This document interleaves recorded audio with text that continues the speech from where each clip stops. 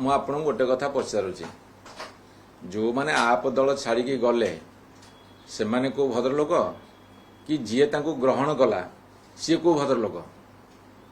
ତା ଅର୍ଥ ଦଳ ଛଡ଼ାଙ୍କୁ ଗୋଷ୍ଠୀ ଛଡ଼ାଙ୍କୁ ଗ୍ରହଣ କରିବା ଠିକ୍ କଥା କି? ଏଇଟା ସିଧାସଳଖ କଥା।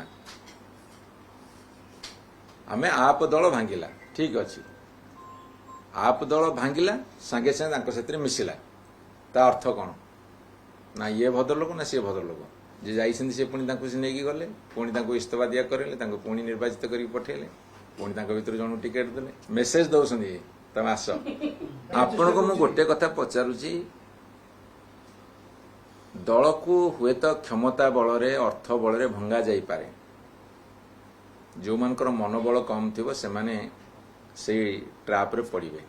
କିନ୍ତୁ ଏଇଟା ଗୋଟେ ସୁସ୍ଥ ଗଣତନ୍ତ୍ର କି? ଏଇଟା ଗୋଟେ ଭଦ୍ରଲୋକୀର ଲକ୍ଷଣ କି?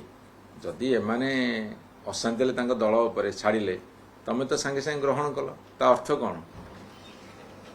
ଭଦ୍ରଲୋକ କି? ଏସବୁ ବିଚାର ବିମର୍ଶ ଆଗରୁ ହେଇଥାଏ, ଗୋଟେ ସମୟକୁ ଅପେକ୍ଷା କରାଯାଇଥାଏ। ଦେଖାଯାଉ କ'ଣ ହେଉଛି।